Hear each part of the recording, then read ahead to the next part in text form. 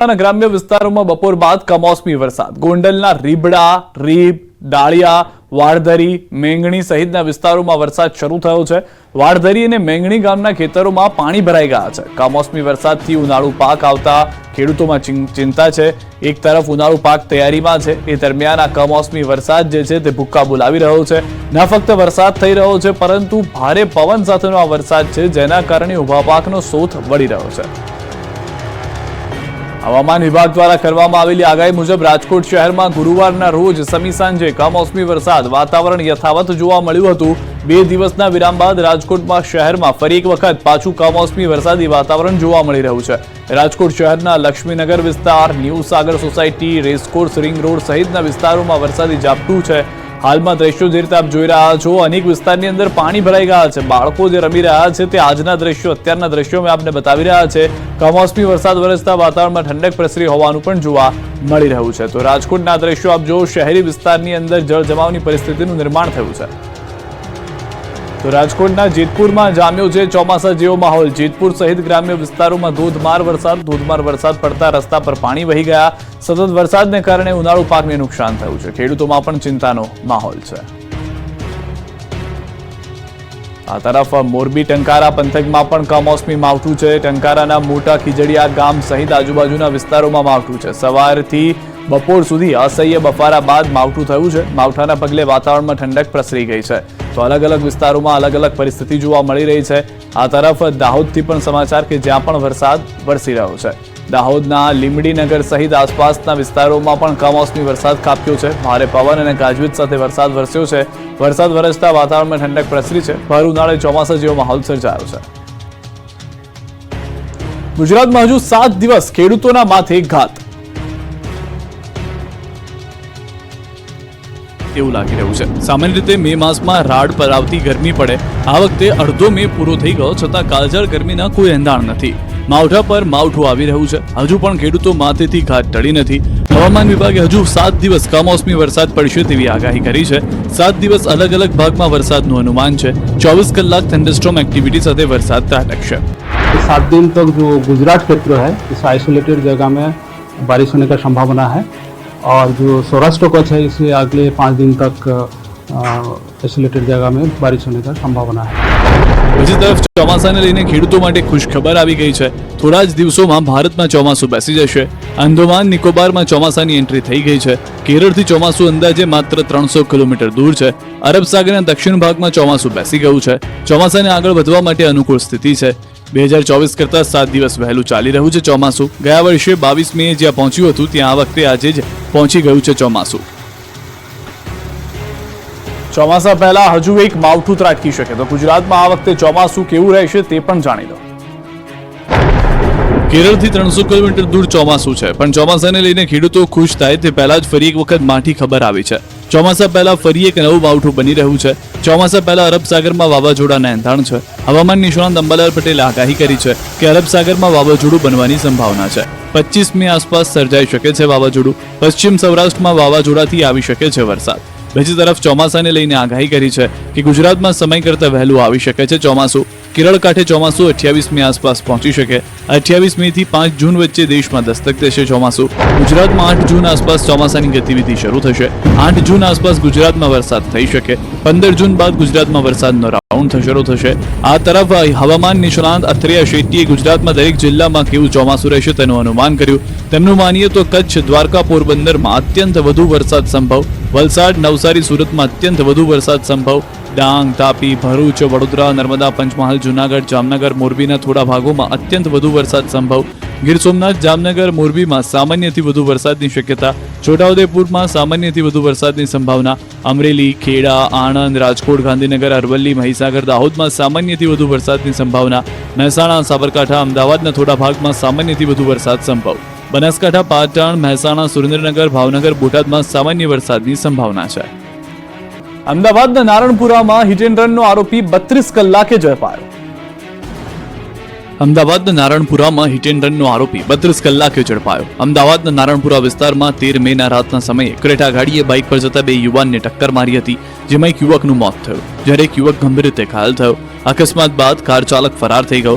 CCTV footage પણ જાહેર કરવામાં આવ્યા નહોતા. ત્યાં અચાનક સવારે પોલીસે કાર ચલાવનાર સમર્થ સુનિલ અગ્રવાલની ધરપકડ કરી લીધી.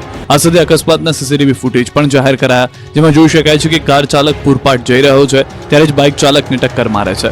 અમીકુંજ સોસાયટી 4 રસ્તા પાસે બાઇક ચાલકનો ફંગોળાઈને ઢસડાઈ જતો વિડીયો જોવા મળ્યો. અકસ્માત કરનાર કારની એરબેગ પણ ખુલી ગઈ હતી. પોલીસે કારના નંબરના આધારે તથા આસપાસના સીસીટીવી ફૂટેજના આધારે તપાસ શરૂ કરી. જોકે પોલીસ પાસે કારનો નંબર હોવા છતાં બનાવના 24 કલાક સુધી આરોપી પકડાયો નહોતો. સીસીટીવી ફૂટેજ પણ જાહેર કરવામાં આવ્યા નહોતા. ઘટનાના 32 કલાકે અચાનક કાર ચલાવનાર સમર્થ સુનિલ અગ્રવાલની ધરપકડ કરી. આરોપીની ઉંમર 19 વર્ષની છે. આરોપી સદભાવ સોસાયટી નારણપુરા ખાતે રહેતો હતો.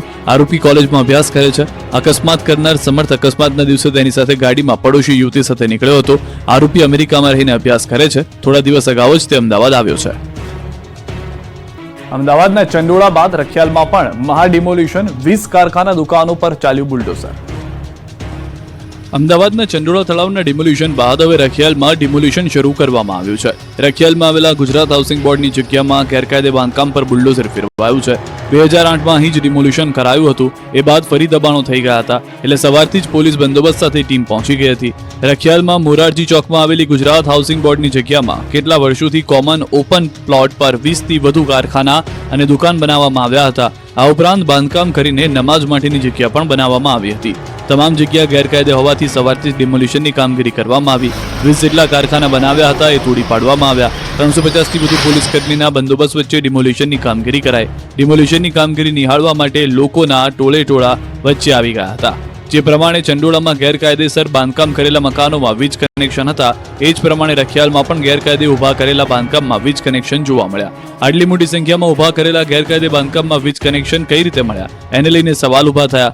મહત્વનું છે કે 1960માં મિલ મજૂરો માટેની સ્કીમ હતી, જ્યાં બાંધકામ કરવામાં આવ્યું હતું. આ સ્કીમમાં કોમન ઓપન પ્લોટ પણ રાખવામાં આવ્યો હતો, જ્યાં કેટલાક લોકોએ બાંધકામ કરીને ગેરકાયદે શેડ ઉભા કર્યા હતા, જેથી હાઉસિંગ બોર્ડ દ્વારા એ રીતે તોડી પાડવામાં આવ્યા છે. હવે દબાણ. વડોદરાની સયાજી હોસ્પિટલના વર્ગ 4ના કર્મીઓ હડતાલ પર. વડોદરાની સયાજી હોસ્પિટલમાં વર્ગ 4ના સફાઈ કર્મચારીઓનો પગાર ન થતા આરએમઓ ઓફિસ ખાતે ધરણા કાર્યક્રમ શરૂ કર્યો. વર્ગ 4ના 600 જેટલા કર્મચારીઓ સયાજી હોસ્પિટલમાં સફાઈ કર્મી તરીકે ફરજ બજાવી રહ્યા છે. તેઓનો પગાર ખાનગી એજન્સી દ્વારા ચૂકવવામાં ન આવતા આખરે ભારે સૂત્રોચ્ચાર સાથે વિરોધ કરી આરએમઓ ખાતે રજૂઆત કરી હતી. તેઓનો પગાર વારંવાર મોડો થતા આંદોલનનો માર્ગ અપનાવ્યો હતો. આરએમઓ ઓફિસ ખાતે વિરોધ નોંધાવ્યો હતો. આ મામલે આરએમઓ દ્વારા 2 દિવસમાં પગાર આપવાનું આશ્વાસન આપવામાં આવતા તમામ કર્મચારીઓએ હડતાલ સમેટી લીધી હતી. બીજી તરફ હોસ્પિટલ તંત્રએ લૂલો બચાવ કર્યો કે જે કઈ સમસ્યા છે તે થોડી વહીવટી પ્રક્રિયામાં વિલંબને કારણે થયું છે. આ બાબતે એજન્સીને જવાબદારી હોવી જ જોઈએ તે પ્રમાણે સૂચનો આપી છે અને જરૂર જણાશે તો નોટિસ પણ આપીશું. બહારથી મિનરલ વોટર મંગાવી પાણી પીતા રાજકોટવાસીઓ સાવધાન, આ પાણી તમારી તબિયત બગાડશે. હવે જો તમે બહારથી વેચતા કેરબાનું કે જગનું ફિલ્ટર વાળું પાણી પીતા હો તો સાવધાન થઈ જજો. ઓફિસ, દુકાન, ઘર કે કોઈ પ્રસંગમાં 20 લીટર પાણીના કેરબા જે પાણી આવે છે તે પીવા લાયક નથી હોતું. ભર તાપમાં આખો દિવસ ઠંડુ રહેતું આ પાણી નહીં પરંતુ ઝેર છે. કેરબામાં મળતું પાણી જે તમે ફિલ્ટર પાણી સમજીને પીઓ છો તે ખરેખર ઝેર છે, ઝેર. તમે ફિલ્ટર વાળા પાણીના નામે ઝેર પી રહ્યા છો, ઝેર. ગળાને ઠંડક અને તનને શીતળતા આપનારું અને 20 કે 30 રૂપિયામાં મળતું પાણી પીને તમને તમારા જઠરમાં રીતસરનું કેમિકલ પધરાવી રહ્યા છો.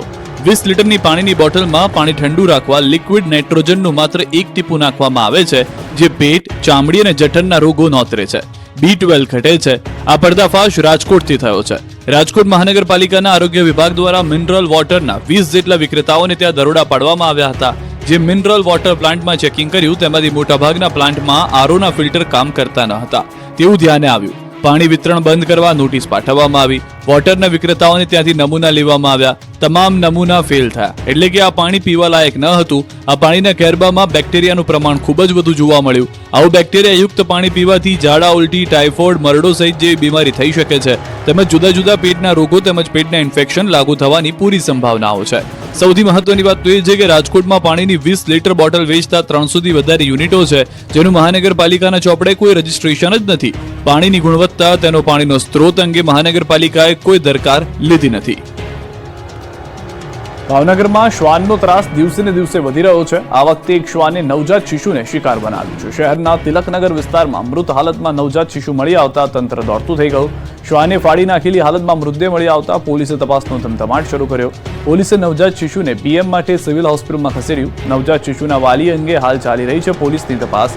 મૃત નવજાતને દફનવિધિ બાદ શ્વાન ઉઠાવી લાવ્યાની પણ આશંકા છે. છોટાઉદેપુરની હોસ્પિટલમાં છવાયું છે શ્વાનોનું રાજ્ય.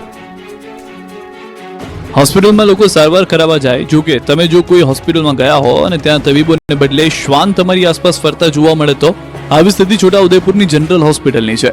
અહીં શ્વાનનું રાજ છે. હોસ્પિટલમાં જાણે શ્વાનનું સામ્રાજ્ય છવાઈ ગયું હોય તેવું લાગે છે. હોસ્પિટલની અંદર બહાર બધે જ શ્વાન જ આંટા મારતા નજરે પડે. પ્રસૂતિ વિભાગ હોય કે બાળરોગ વિભાગ, જનરલ વિભાગ હોય કે પછી કોઈ પણ વોર્ડ, તમામ જગ્યાએ જાણે ડોક્ટરની જેમ શ્વાન દર્દીઓને ચેક કરવા આવતા હોય તે માટાફેરા કરતા નજરે પડે છે. દર્દીઓની પાસે શ્વાન આરામ ફરમાવતા હોય છે. દર્દીઓ માટે વેઇટિંગની જગ્યાએ પણ શ્વાનોએ અડીંગો જમાવ્યો છે. નવાઈની વાત તો એ છે કે બિંદાસ ફરતા શ્વાનને હોસ્પિટલમાંથી કાઢવા વાળો કોઈ નથી. 8 કલાક માટે એક જ વોચમેન છે એટલે શ્વાનનો ત્રાસ વધ્યો છે. દર્દીઓ શ્વાનથી ડરી રહ્યા છે ત્યારે સમસ્યા દૂર કરવા માંગ ઉઠી છે. સુરતના કતારગામના બ્રિજનું કામ ડિસેમ્બર સુધીમાં પૂર્ણ કરવા અલ્ટિમેટમ. સ્માર્ટ સિટી કહેવાતા સુરતમાં વહીવટીતંત્ર જાણે સ્માર્ટ વર્ક કરતું ન હોય તે આ દ્રશ્યો પરથી સાબિત થઈ રહ્યું છે. સુરત શહેરના કતારગામ વિસ્તાર સ્થિત ગજેરા સર્કલ નજીક નિર્માણાધીન બ્રિજની કામગીરી છેલ્લા ઘણા સમયથી મંથર ગતિએ ચાલી રહી છે, જેથી લોકો કંટાળી ગયા છે. લોકોનો રોષનો ભોગ બનેલા શાસકો દોડતા થઈ ગયા. મેયર સહિત સ્ટેન્ડિંગ કમિટીના ચેરમેને કોન્ટ્રાક્ટરને સાથે રાખીને સ્થળ મુલાકાત લઈ કામગીરીનું નિરીક્ષણ કર્યું. સુરતના કતારગામના બ્રિજને ડિસેમ્બર સુધીમાં પૂર્ણ કરવા અલ્ટિમેટમ આપવામાં આવ્યું. આ દરમિયાન મેયર તક્ષિશ મેવાણી ઇજારાદારોને અલ્ટિમેટમ આપ્યું. કતારગામ ગજેરા સર્કલ પાસે નિર્માણાધીન રત્નમાળા ફ્લાયઓવરનું 33% કામ બાકી છે, તેથી ડિસેમ્બર સુધીમાં કામ પૂર્ણ કરવા ઇજારાદારને અલ્ટિમેટમ અપાયું છે અને જો કામ ન થયું તો કડક કાર્યવાહી કરવામાં આવશે. તેમજ ચોમાસા દરમિયાન પણ આ કામગીરી યથાવત રાખવા અંગે અલ્ટિમેટમ આપવામાં આવ્યું હતું. અત્રે ઉલ્લેખનીય છે કે મંથર ગતિએ ચાલી રહેલી કામગીરીના પગલે અનેક લોકો હેરાન પરેશાન થઈ રહ્યા છે. આ સાથે જ ટ્રાફિક જામની સમસ્યા પણ સામનો કરવાનો વારો આવે છે. નર્મદા જિલ્લામાં આરટી હેઠળ પ્રવેશ માટે ખોટા દાખલા કઢાવ્યાનો પર્દાફાશ.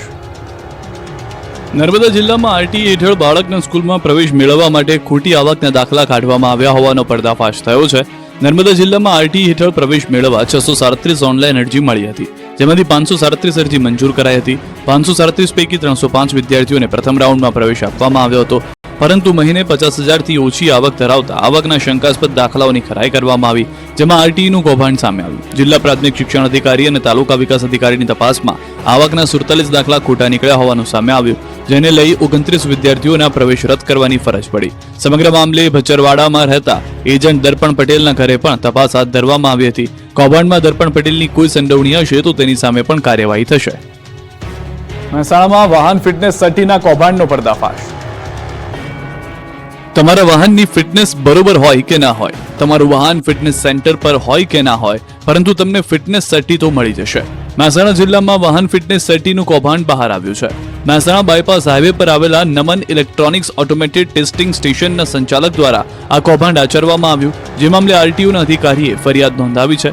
કમર્શિયલ નવા વાહનને દર 2 વર્ષે ફિટનેસ ચેકઅપ કરાવવું પડે છે અને સર્ટી મેળવવું પડે છે, પરંતુ નમન ઇલેક્ટ્રોનિક્સ દ્વારા ખોટા સર્ટી ઇસ્યુ કરવામાં આવતા હતા, જે મામલે ટેસ્ટિંગ સ્ટેશનના સંચાલક સંજય રામાણી વિરુદ્ધ ફરિયાદ નોંધાઈ છે. કમર્શિયલ વાહનની ચકાસણી વિના જ ફિટનેસ સર્ટી આપવામાં આવતા હતા. પોતાના આર્થિક ફાયદા માટે આ કૌભાંડ આચરવામાં આવ્યું.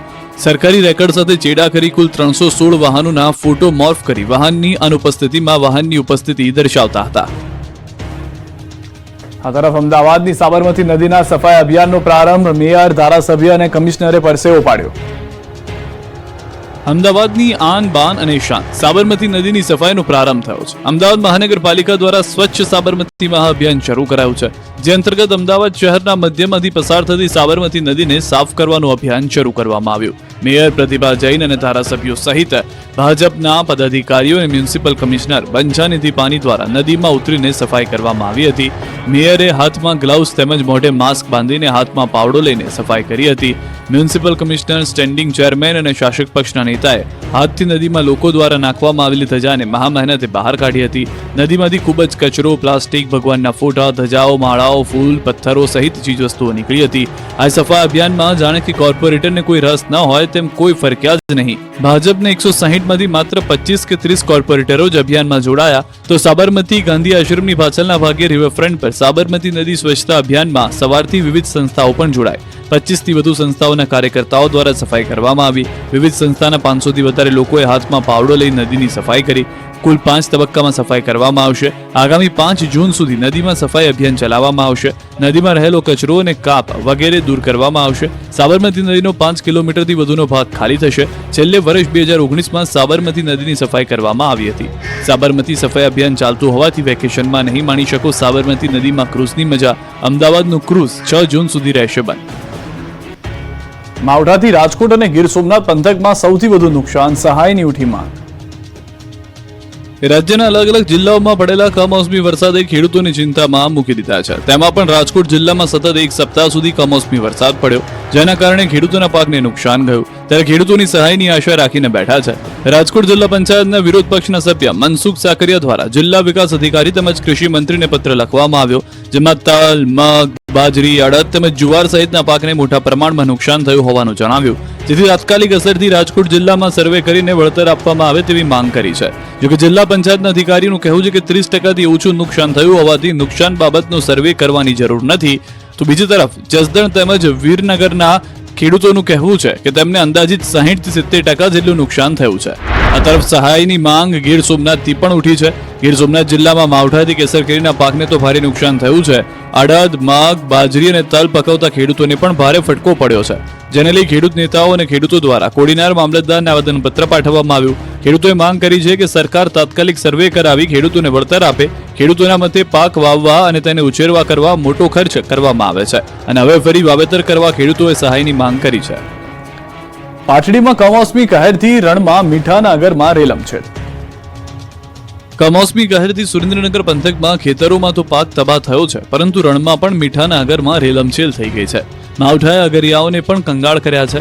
મીઠાના રણમાં કમોસમી વરસાદનું પાણી ફરી વળતા અગરિયાઓ પર આફત આવી પડી છે. ખારાઘોડા સહિતના વિસ્તારોમાં તાજેતરમાં ભારે પવન સાથે કમોસમી વરસાદ વરસ્યો, જેના કારણે અનેક અગરિયાઓના મીઠાના અગરમાં પાણી ફરી વળતા મોટા પાયે નુકસાન પહોંચ્યું. અગરિયાઓ દ્વારા પકવેલ મીઠાના ઉત્પાદન પૈકી અંદાજે 7 થી 8 ટનનું મીઠું રણમાં જ પડ્યું રહેતા અગરિયાઓ સહિત વેપારીઓને નુકસાની ભોગવવાનો વારો આવ્યો. હાલ રણમાંથી મીઠાને ખેંચવાની સિઝન ચાલી રહી છે, પરંતુ કમોસમી વરસાદને પગલે રણમાં અવરજવરનો રસ્તો બંધ થઈ જતા તૈયાર થયેલું મીઠું પણ રણમાં જ પડી રહેતા અગરિયાઓને મોટા પાયે નુકસાન પહોંચ્યું. તો બીજી બાજુ આ નુકસાનને ધ્યાને લઈને મીઠાના વેપારીઓ દ્વારા મીઠાના ભાવમાં પ્રતિ ટન ₹300નો પણ વધારો કરવામાં આવ્યો છે. વેપારીઓ, ટ્રાન્સપોર્ટર તેમજ મીઠા ઉદ્યોગ સાથે જોડાયેલા હજારો પરિવારની હાલત કફોડી બની છે. ત્યારે સરકાર દ્વારા અગરિયાઓને થયેલ નુકસાન અંગે તાત્કાલિક વળતર ચૂકવવામાં આવે તેવી માંગ ઉઠી છે. પંચમહાલ પંથકમાં તાડના ફળ કમાણીનું ફળ બન્યા. કાળઝાળ ગરમીમાં પંચમહાલના ગ્રામ્ય પંથકમાં તાડફળીનું ધૂમ વેચાણ થઈ રહ્યું છે. તાડફળી જેમ ગરમીથી રાહત આપે છે તેવી રીતે વેચાણ કરતા વેપારીઓને પણ ફાયદો થઈ રહ્યો છે. ઉનાળાની સિઝનને કારણે ઠેર ઠેર તાડફળીનું વેચાણ થઈ રહ્યું છે. અહીંથી અમદાવાદ, વડોદરા સહિતના માર્કેટમાં પણ ખેડૂતો તાડફળી મોકલી રહ્યા છે. તાડફળીનું ફળ ગરમી સામે રક્ષણ આપતું ઔષધીય ગુણો ધરાવતું ફળ માનવામાં આવે છે. આયુર્વેદાચાર્યોના મતે તાડફળનું સેવન એ શરીર માટે ખૂબ જ ગુણકારી છે, પરંતુ તેનું સીમિત માત્રામાં સેવન કરવું હિતાવહ છે. પંચમહાલ જિલ્લાના ગ્રામ્ય વિસ્તારોમાં ખેતરના શેઢે ગગનચુંબી ઊંચાઈ ધરાવતા તાડના વૃક્ષ આવેલા છે. આ વૃક્ષનો ઉપયોગ સ્થાનિકો રોજગારી માટે હાલ કરી રહ્યા છે. રજળપાટ કરતા સ્થાનિકો માટે હાલ ભર ઉનાળાની સિઝનમાં આવકનું સાધન બની રહ્યા છે. દેવભૂમિ દ્વારકામાંથી પાકિસ્તાની સંપર્ક ધરાવતા 2 શખ્સની ધરપકડ. દેવભૂમિ દ્વારકામાંથી પાકિસ્તાનનો સંપર્ક ધરાવતા 2 શખ્સની ધરપકડ કરવામાં આવી છે. દેવભૂમિ દ્વારકા જિલ્લાના ભાણવડમાંથી દેશદ્રોહીઓને પકડી લેવાયા છે. પોલીસે પાકિસ્તાની નાગરિકો સાથે સંપર્ક ધરાવતા 2 શખ્સની ધરપકડ કરી છે. આરોપીઓ એક યુવાનને પાકિસ્તાન વિરુદ્ધ કંઈ ન બોલવા ધમકી આપી હતી. તેમને બીભત્સ ગાળો આપી જાનથી મારી નાખવાની ધમકી આપી હતી. ફરિયાદી યુવાનને રણજીતપરા વિસ્તારમાં આવેલી એક પાનની દુકાને બોલાવી જો તેઓ પાકિસ્તાન વિશે કંઈ બોલશે તો જાનથી મારી નાખવાની ધમકી આપી. પોલીસ તપાસમાં આરોપીઓ ફોનથી તેઓ સોશિયલ મીડિયાના માધ્યમથી પાકિસ્તાનના નાગરિકો સાથે સંપર્કમાં હોય તેવા પુરાવા મળી આવ્યા. આ બનાવ બનતા ભાણવડ વિસ્તારમાં પેટ્રોલિંગમાં રહેલા સર્વેલન્સ સ્ટાફના જવાનોએ તાકીદે આ સ્થળે દોડી જઈ અને આરોપીઓ સામે ગુનો નોંધી વધુ તપાસ આદરી છે.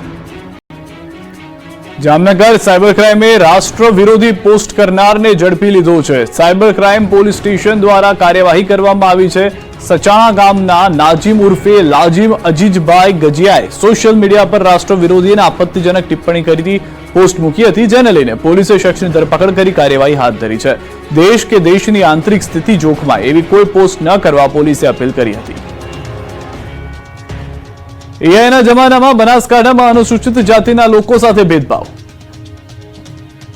21મી સદીમાં એઆઈના જમાનામાં બનાસકાંઠાના મંદિરના પ્રાણ પ્રતિષ્ઠા મહોત્સવમાં અનુસૂચિત જાતિના લોકોને આમંત્રણ ન અપાતા વિવાદ થયો છે. આઝાદીના એટલા વર્ષો પછી પણ ક્યાંક ને ક્યાંક ભેદભાવની નીતિ જોવા મળી રહી છે. અનુસૂચિત જાતિના લોકો સાથે ભેદભાવની નીતિ રાખીને અપમાન કર્યો હોવાના આક્ષેપ થયા. ડીસા તાલુકાના પાલડી ગામમાં દુધેશ્વર મહાદેવ મંદિરના પ્રાણ પ્રતિષ્ઠા મહોત્સવમાં અનુસૂચિત જાતિના લોકોને આમંત્રણ ન આપ્યા હોવાનો આક્ષેપ કરાયો. આ પ્રાણ પ્રતિષ્ઠામાં સમગ્ર ગામ લોકો ભેગા મળીને ફાળો ઉઘરાવ્યો હતો, પરંતુ અનુસૂચિત જાતિના લોકો પાસેથી ફાળો પણ લેવામાં ન આવ્યો હોવાનો આક્ષેપ છે. સમગ્ર મામલે સમાજના આગેવાનો દ્વારા ભીલડી પોલીસ મથકે 20 લોકો સામે ફરિયાદ નોંધાવી છે. પોલીસે સમગ્ર મામલે વધુ તપાસ હાથ ધરી છે. જોકે ગામમાં અનિચ્છનીય બનાવ ન બને તેના માટે પોલીસે પહેલેથી જ પેટ્રોલિંગ શરૂ કર્યું છે. અમદાવાદના 36 વિસ્તારમાં ચોમાસામાં નહીં ભરાય પાણી. અમદાવાદ શહેરમાં દર વર્ષે વરસાદ થતા જ રસ્તાઓ પર નદી જેવા દ્રશ્યો જોવા મળે છે. ત્યારે અમદાવાદ મનપાએ પ્રી મોન્સૂન પ્લાનને લઈ આગોતરા આયોજન હાથ ધર્યા છે. શહેરના 36 વિસ્તારો નક્કી કરાયા છે જ્યાં કલાકો સુધી પાણીનો નિકાલ થતો નથી. આ વિસ્તારોમાં 800 કરોડના ખર્ચે નવી સ્ટ્રોમ વોટર લાઇન નાખવામાં આવશે. સાથે જ સામાન્ય વરસાદમાં અંડરપાસમાં પણ પાણી ભરાવાની સમસ્યા થતી હોય છે. ત્યારે શહેરના અંડરપાસમાં પણ પાણી ન ભરાય તે માટે પંપ મૂકી પાણી ઉલેચી બહાર નખાશે. AMC water committee chairman Dilip બગરિયાએ દાવો કર્યો કે આ વખતે પાણીનો ઝડપથી નિકાલ થશે તેવી વ્યવસ્થા ઊભી કરી છે. સોનાના ભાવ આસમાને પહોંચતા કચ્છમાં આહિર સમાજે લગ્નમાં દાગીનાની લેતી દેતી પર મૂક્યો પ્રતિબંધ. આહિર સમાજની સંસ્કૃતિ અને પહેરવેશમાં સોનું પરંપરાગત રીતે વણાયેલું છે, પરંતુ હાલ સોનાના ભાવ આસમાને આમતા સામાન્ય વર્ગ માટે સોનું ખરીદવું સપના બની ગયું છે. વધતા જતા સોનાના ભાવના કારણે કચ્છના આહિર સમાજે લગ્નમાં દાગીનાની લેતી દેતી પર પ્રતિબંધ મૂક્યો. કચ્છના લુડાઈ વિસ્તારના પ્રાથરિયા આહિર સમાજે તાજેતરમાં એક ઠરાવ કર્યો, જે મુજબ સમૂહ સ્તરે કેટલીક ખાસ બાબતો પર કડક પ્રતિબંધ મૂકવામાં આવ્યો. પરિવાર પર આર્થિક ભારણ ન પડે તે માટે હવે સગાઈથી લઈને લગ્ન સુધી સોનાના દાગીનાની લેતી દેતી પર પ્રતિબંધ મુકાયો. જો કોઈ દાગીના પહેરે તો તેની પાસેથી 5.5 લાખ રૂપિયાનો દંડ વસૂલ કરવામાં આવશે. લગ્ન પ્રસંગમાં 6 થી વધુ દાગીના ન રાખવા, વરરાજાઓ શેરવાની પહેરે છે તો 1 લાખનો દંડ, હલ્દી, મહેંદી અને પ્રી વેડિંગ ફંક્શન્સ પર સંપૂર્ણ પ્રતિબંધ મુકાયો. આ ભવ્યતાની સ્પર્ધાને રોકવા ₹2,51,000નો દંડ નક્કી કરવામાં આવ્યો. સાથે જ સમાજની બેઠકમાં પ્રમુખ અને અગ્રણીઓએ સભ્યો સમક્ષ કહ્યું કે આ ઠરાવ લાગુ કરવાના સમયે સમજ અને સહકારની અપેક્ષા રહેશે. આહિર સમાજની આવકારદાયક પહેલથી આહિર સમાજના પ્રત્યેક પરિવારના 30 લાખ રૂપિયા બચી જશે. આગામી 25 મેના અંધારી તેરસે યોજાનાર લગ્ન એક વણજોયા મુહૂર્ત સાથે નવા નિયમોમાંથી છાયામાં યોજાશે. આ લગ્ન માત્ર સામાજિક એકતા નહીં પણ એક મજબૂત સંદેશ બની દેશભરમાં ઉદાહરણરૂપ સાબિત થશે. આહિર સમાજે જેઓ આ મક્કમ અને સમજદારીપૂર્વકનું પગલું ભર્યું છે તે અન્ય સમુદાયો માટે પણ વિચારવાનું કારણ બની શકે છે કે વૈભવી દેખાવ કરતા પણ જીવનમાં સાવચેતી, સંયમ અને સરળતા વધુ સારું ભવિષ્ય લાવી શકે છે. અમદાવાદ સાયન્સ સિટીમાં નવું આકર્ષણ, astronomy and space science gallery ખુલ્લી મુકાઈ. સાયન્સ સિટી અમદાવાદમાં એક નવીનતમ gallery astronomy and space science gallery મુલાકાતીઓ માટે ખુલ્લી મૂકવામાં આવી છે. આ સાયન્સ ગેલેરીમાં સૌરમંડળની રચના દર્શાવાઈ છે. કુલ 12,797 ચોરસ મીટરના વિસ્તારમાં આ ગેલેરી વિસ્તરણ કરવામાં આવ્યું છે. 3 માળમાં બનેલા આ ગેલેરીમાં મધ્યમાં વિશાળ ગ્લોબ મૂકવામાં આવ્યો છે, જે સૌરમંડળમાં ગ્રહોની ગોઠવણી દર્શાવે છે. 172 બેઠક ક્ષમતા ધરાવતો હાઇબ્રિડ પ્લેનેટોરિયમ દેશનો એકમાત્ર ઊંચો ડોમ છે. આ સ્પેસ ગેલેરીમાં 360 ડિગ્રી વ્યૂઇંગ સાથે અદ્યતન એસ્ટ્રોગ્રાફી સાધનો પણ ઉપલબ્ધ કરવામાં આવ્યા છે. સાયન્સ એન્ડ ટેકનોલોજીના અગ્ર સચિવ મોના ખંધારે આ ગેલેરીની મુલાકાત લીધી હતી. આ ગેલેરીની વિવિધ ભાગોમાં મુલાકાતીઓ માટે 30 થી લઈને ₹150 સુધીની ટિકિટનો દર રાખવામાં આવ્યો છે. ખાનગી હોસ્પિટલને ટક્કર મારે તેવી સુવિધા ધોરાજીની સરકારી હોસ્પિટલમાં. ધોરાજીના લોકોને ખાનગી હોસ્પિટલને પણ ટક્કર મારે તેવી સુવિધા સરકારી હોસ્પિટલમાં મળી રહી છે. ધોરાજી સરકારી હોસ્પિટલની સુવિધામાં વધારો થયો, જેનો સીધો લાભ ધોરાજી તાલુકાના લોકોને મળી રહ્યો છે. ધોરાજી સરકારી હોસ્પિટલમાં ડિજિટલ એક્સ-રે મશીન સિસ્ટમ કાર્યરત કરાઈ. સૌરાષ્ટ્રમાં પ્રથમ ધોરાજીની સરકારી હોસ્પિટલમાં આ સુવિધા શરૂ કરવામાં આવી. કલેક્ટર દ્વારા આરોગ્ય મેળાની ગ્રાન્ટમાંથી કમ્પ્યુટરાઇઝ રેડિયોગ્રાફી સિસ્ટમ આપવામાં આવી છે. ₹8,94,880 રૂપિયાની નવી ડિજિટલ એક્સરે સિસ્ટમ પ્રસ્થાપિત કરવામાં આવી. આ સિસ્ટમથી બારીકથી બારીક અને સચોટ નિદાન કરી શકાય છે. સરકારી હોસ્પિટલમાં MD, કાર્ડિયોલોજિસ્ટ, પેથોલોજિસ્ટ અને ઓર્થોપેડિક ડોક્ટર પણ હાજર થયા છે. આધુનિક લેબોરેટરી સાથે હવે દર્દીઓને ડોક્ટરોની પણ સુવિધા મળી રહે છે. અગાઉ દર્દીઓની જૂનાગઢ રિફર કરવામાં આવતા હતા, હવે ઘર આંગણે સારવાર મળશે. રાજકોટ જિલ્લાના ગ્રામ્ય વિસ્તારોમાં બપોર બાદ કમોસમી વરસાદ. ગોંડલના રીબડા, રીબ, ડાળિયા, વાડધરી, મેંગણી સહિતના વિસ્તારોમાં વરસાદ શરૂ થયો છે. વાડધરી અને મેંગણી ગામના ખેતરોમાં પાણી ભરાઈ ગયા છે. કમોસમી વરસાદથી ઉનાળુ પાક આવતા ખેડૂતોમાં ચિંતા છે. એક તરફ ઉનાળુ પાક તૈયારીમાં છે, એ દરમિયાન આ કમોસમી વરસાદ જે છે તે ભૂક્કા બોલાવી રહ્યો છે.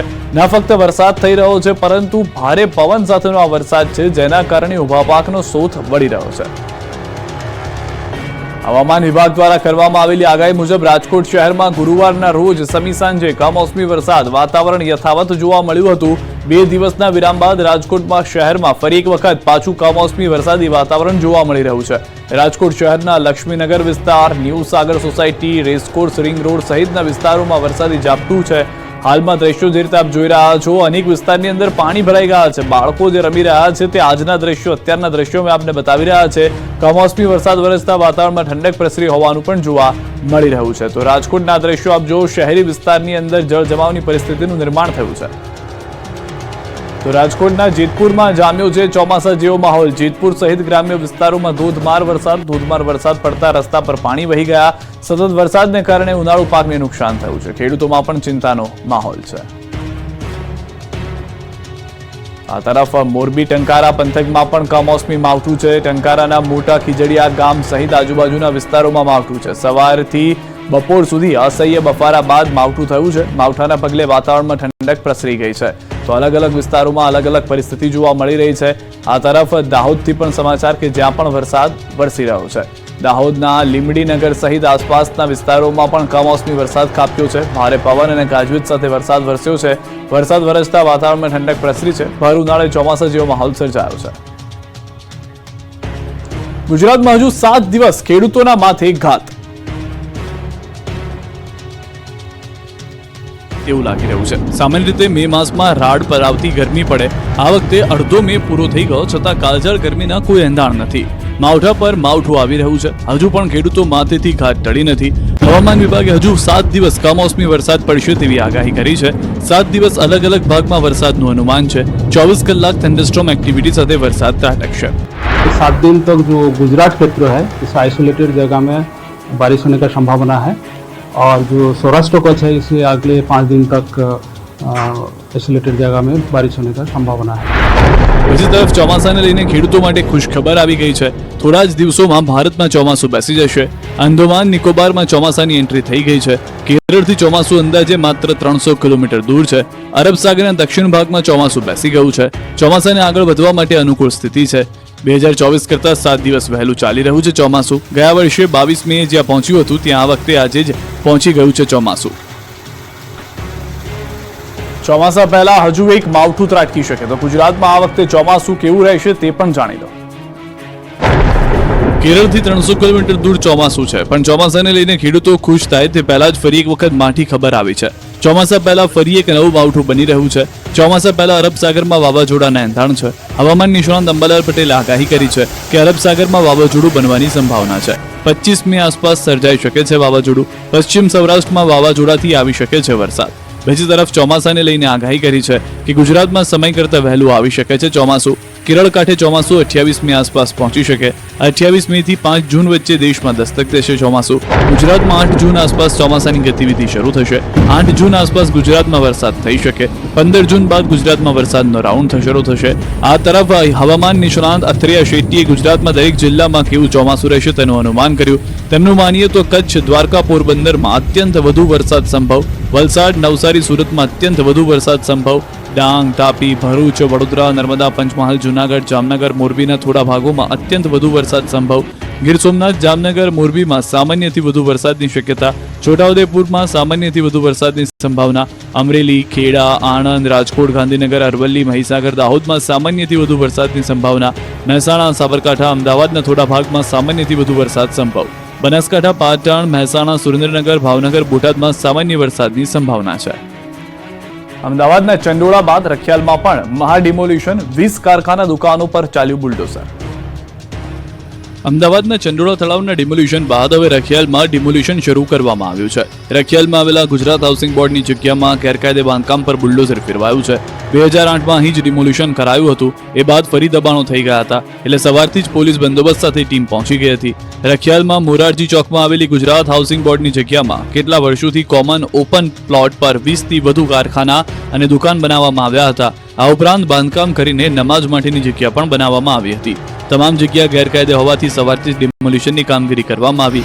20 જેટલા કારખાના બનાવ્યા હતા, એ તોડી પાડવામાં આવ્યા. 350થી વધુ પોલીસ કર્મીના બંદોબસ્ત વચ્ચે ડિમોલ્યુશનની કામગીરી કરાઈ. ડિમોલ્યુશનની કામગીરી નિહાળવા માટે લોકોના ટોળે વચ્ચે આવી ગયા હતા. જે પ્રમાણે ચંડોળામાં ગેરકાયદેસર બાંધકામ કરેલા મકાનોમાં વીજ કનેક્શન હતા, એ જ પ્રમાણે રખિયાલમાં પણ ગેરકાયદે ઉભા કરેલા બાંધકામમાં વીજ કનેક્શન જોવા મળ્યા. આટલી મોટી સંખ્યામાં ઉભા કરેલા ગેરકાયદે બાંધકામમાં વીજ કનેક્શન કઈ રીતે મળ્યા, એને લઈને સવાલ ઉભા થયા. મહત્વનું છે કે 1960માં મિલ મજૂર